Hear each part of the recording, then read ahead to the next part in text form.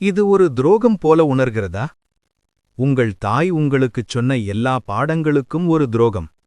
சினிமாக்கள் உங்களுக்கு காட்டிய எல்லா காதல் கதைகளுக்கும் ஒரு துரோகம். சமூகம் ஒவ்வொரு திரையிலிருந்து உங்களை நோக்கிக் கத்தும் எல்லா ஆலோசனைகளுக்கும் ஒரு துரோகம். உங்களுக்குச் சொல்லப்பட்டது, ஒரு பெண்ணின் விசுவாசத்தை வெல்ல நீங்கள் மென்மையாக இருக்க வேண்டும். நீங்கள் இணக்கமாக இருக்க வேண்டும். நீங்கள் அவளின் பாதுகாப்பான துறைமுகமாக இருக்க வேண்டும். அவளின் சிறந்த நண்பனாக இருக்க வேண்டும். அவளுக்கான நிலையான மதுப்பீட்டு ஓட்டமாக இருக்க வேண்டும். பிறகு நீங்கள் பார்க்கிறீர்கள், அந்த ஆணை பார்க்கிறீர்கள். அவன் அதில் எதுவும் செய்யாதவன். தன் நேரத்தில் சுயநலமாக இருப்பவன். அவள் குழப்பமாக இருக்கும்போது குளிர்ச்சியாக இருப்பவன். அவளின் உணர்வுகளை விட தனது பணியை முன்னுரிமையாகக் கொள்பவன். நீங்கள் பார்க்கிறீர்கள், அவள் அவனை பார்க்கும் பார்வையை, உங்களுக்கு எப்போதும் கொடுக்காத ஒரு பார்வை. பசியின் பார்வை, பதட்டத்தின் பார்வை, ஆவேசத்தின் பார்வை. இதற்கு எந்த தர்க்கமும் இல்லை. இது உங்கள் பகுத்தறிவு மனதை அவமதிக்கிறது. ஆனால் உயிரியல் உங்கள் தர்க்கத்தைப் பற்றி கவலைப்படுவதில்லை. உயிரியல் மரியாதையாக இருக்காது. அது மூலாதாரமானது. உண்மை இதுதான். பெண்கள் நன்றாக நடத்தப்பட விரும்புவதில்லை. அவர்கள் திறமையாக நடத்தப்பட விரும்புகிறார்கள். ஒரு குறிப்பிட்ட மறைக்கப்பட்ட நடத்தை சட்டகம் இருக்கிறது. அது பெண்ணின் நரம்பு மண்டலத்தை தூண்டுகிறது. ஒரு ஆணை ஒரு ரசிகனாக அல்ல, ஒரு அதிகாரியாக அங்கீகரிக்கிறது. ஒரு பாதுகாப்பு வலயமாக அல்ல, ஒரு பரிசாக அங்கீகரிக்கிறது. இன்று நாம் நல்ல பையன் பொய்யை பிரிக்கப் போகிறோம். நான் உங்களுக்கு 7 குறிப்பிட்ட நடத்தை சட்டகங்களை கொடுக்கப் போகிறேன். இவை தவறாக ஒலிக்கும், பயன்படுத்த ஆபத்தாக உணரும். ஆனால் இவைதான் ஒரே வழி. பெண்ணின் உளவியலின் மிக இருண்ட, மிக பழமையான பகுதியை திருப்திப்படுத்தும் ஒரே வழி. கடைசி சட்டகம் மிகவும் சர்ச்சைக்குரியது.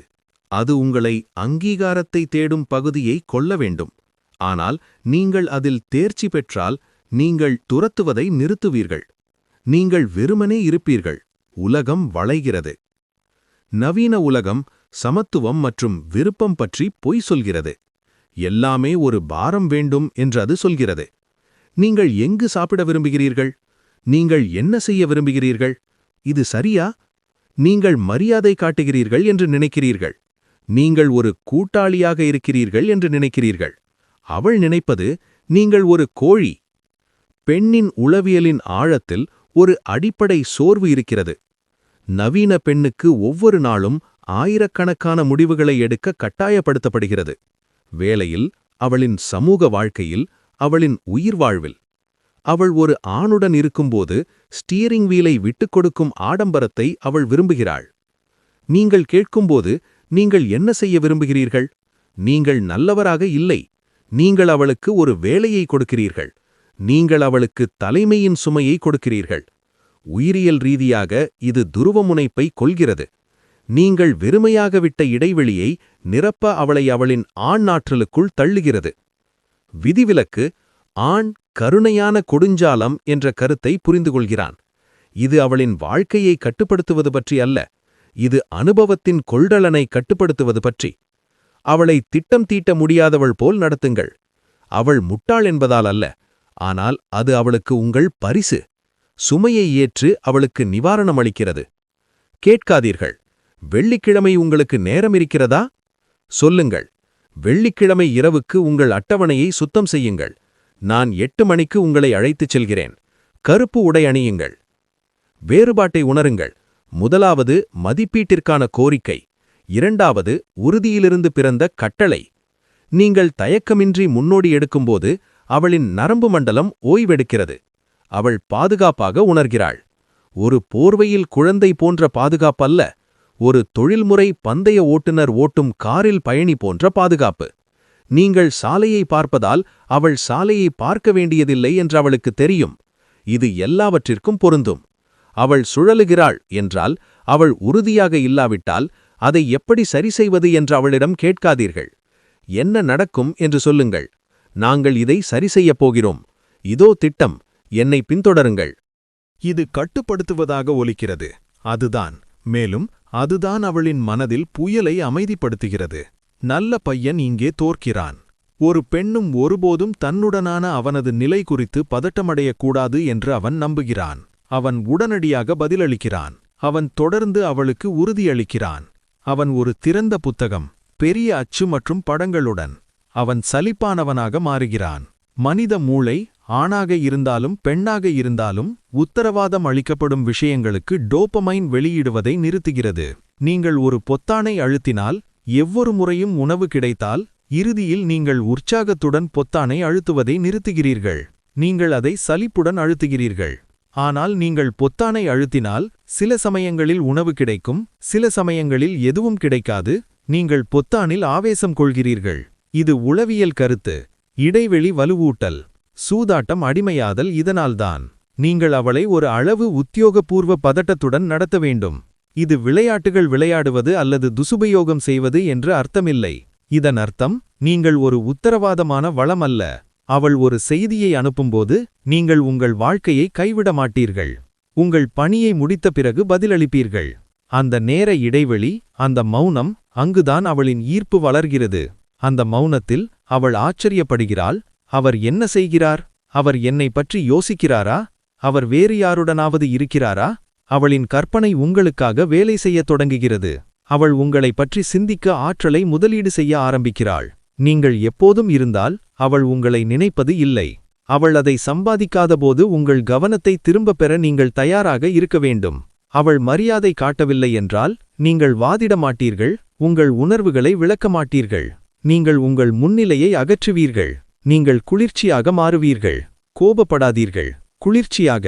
அறையின் வெப்பநிலை 10 டிகிரி குறைய வேண்டும். இது ஒரு நுண் பதட்டத்தை உருவாக்குகிறது. என்னை இழந்துவிட்டேன் என்று. அந்த இழப்பு பயம் துரத்தும் உள்ளுணர்வை தூண்டுகிறது. அவளை ஒரு பூனை போல் நடத்துங்கள். நீங்கள் பூனையை துரத்தினால் அது ஓடும். நீங்கள் அமைதியாக உட்கார்ந்து உங்கள் வேலையில் கவனம் செலுத்த பூனையை புறக்கணித்தால், நீங்கள் ஏன் கவனம் செலுத்தவில்லை என்று பார்க்க இறுதியில் அது உங்கள் மடியில் குதிக்கும். பெண்கள் ஓட்டத்தின் உயிரினங்கள். அவர்களின் உணர்ச்சிகள் வானிலை போன்றவை, மாறக்கூடியவை, தீவிரமானவை, சில நேரங்களில் வன்முறையானவை. ஆண்கள் புவியியலாக கட்டமைக்கப்பட்டவர்கள். பாறைகள், மலைகள். ஆண்கள் செய்யும் மிகப்பெரிய தவறுகளில் ஒன்று பெண்ணின் புயலில் சேர முயற்சிப்பது. அவள் உணர்ச்சி வசப்படுகிறாள், அதனால் நீங்கள் உணர்ச்சி வசப்படுகிறீர்கள். அவள் கத்துகிறாள், அதனால் நீங்கள் கத்துகிறீர்கள். அவள் அழுகிறாள், அதனால் நீங்கள் பீதியடைந்து உடனடியாக அதை சரிசெய்ய முயற்சிக்கிறீர்கள். நீங்கள் சோதனையில் தோல்வியடைந்தீர்கள். அவள் ஒரு தீர்வை விரும்புவதால் அழுவதில்லை. அவள் உங்களை நகர்த்த முடியுமா என்று பார்க்க அழுகிறாள். அவள் உங்கள் கட்டமைப்பு நிறைவை சோதிக்கிறாள். அவளின் உணர்ச்சிகளை செங்குத்தான பாறையில் மோதும் அலைகள் போல் நடத்துங்கள். நீங்கள் செங்குத்தான பாறை. அவள் ஒரு குழப்பமான நிலையில் இருக்கும்போது குழப்பத்தை செல்லுபடியாக்க வேண்டாம் மற்றும் அதனுடன் சண்டையிட வேண்டாம். அங்கே நில்லுங்கள். அவளை பாருங்கள். மெதுவாக சுவாசிக்கவும். குறைந்த அக்டேவில் பேசுங்கள். நான் உன்னை கேட்கிறேன், ஆனால் நாங்கள் இப்படி பேசப்போவதில்லை.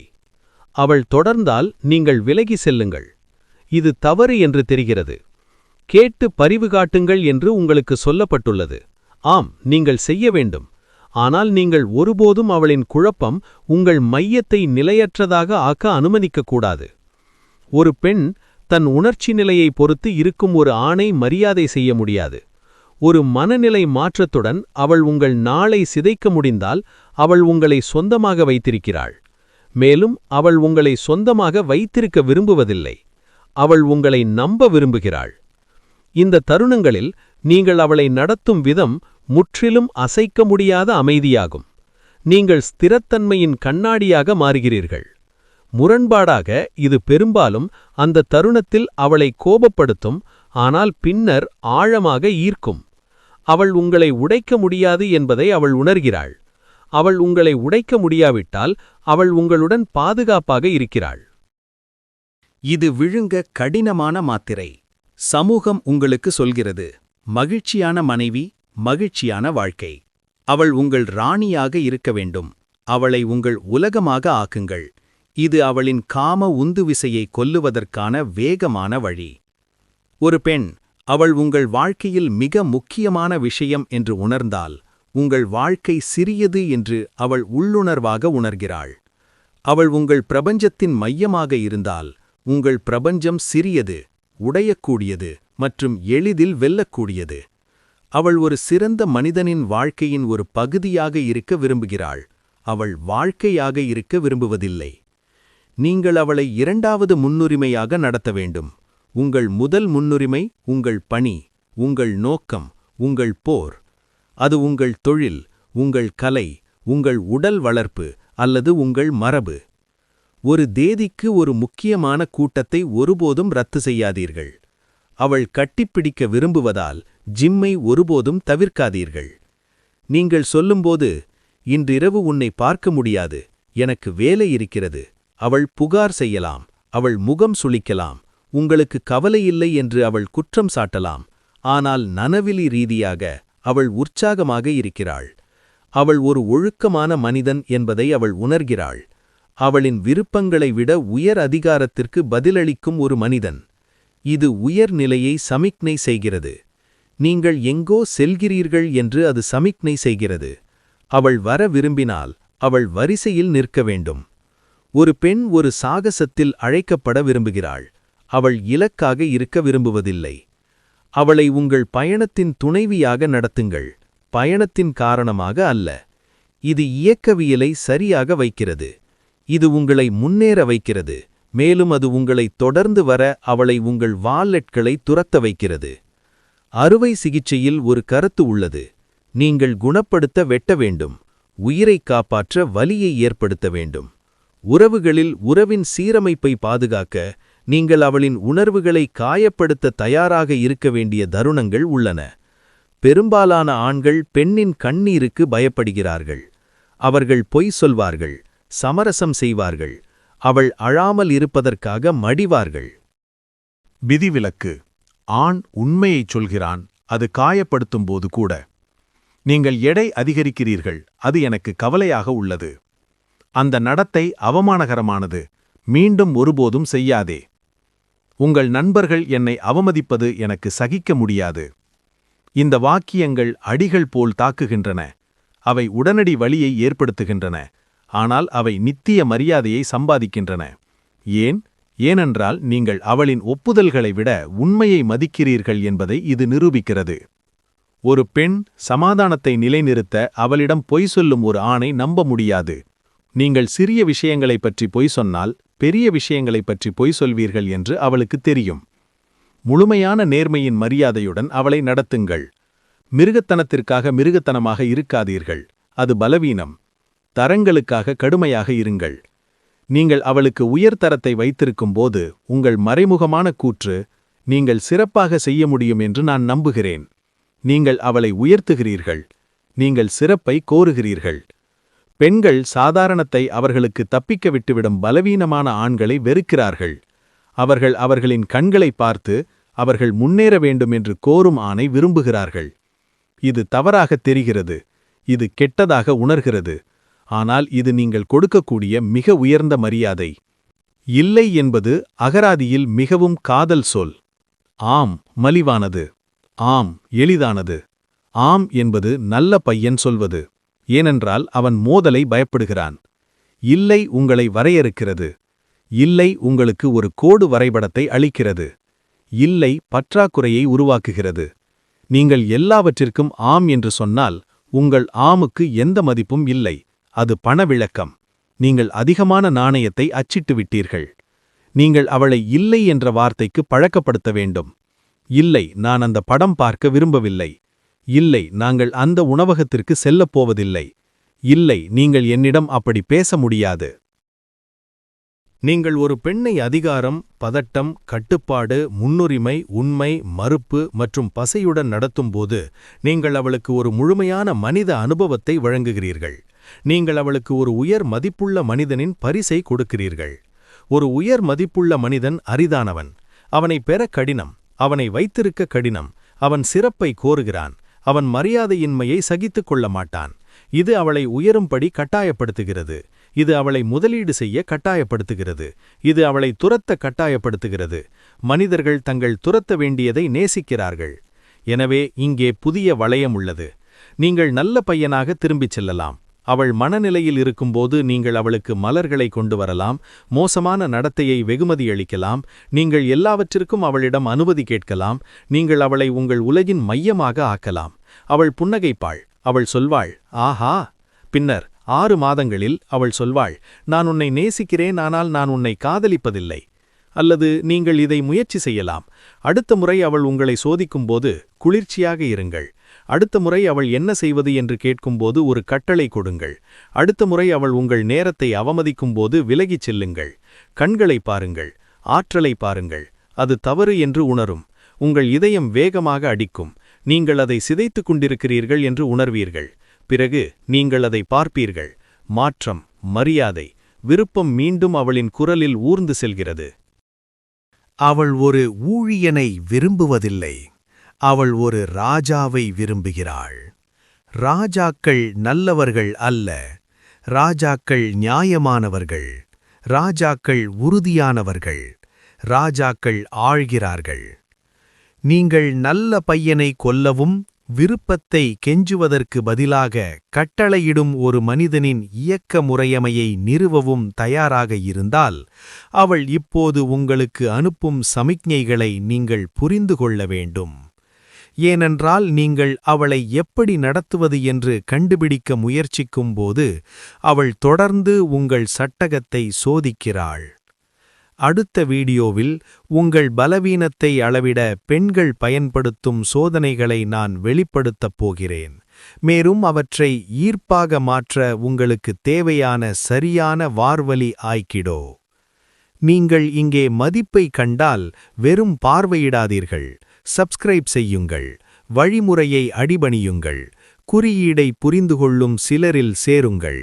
நான் உங்களை நிழல்களில் பார்ப்பேன். லைஃப் டிராப்ஸ், உங்கள் மனதைத் தொடும் வாழ்க்கை துளிகள்.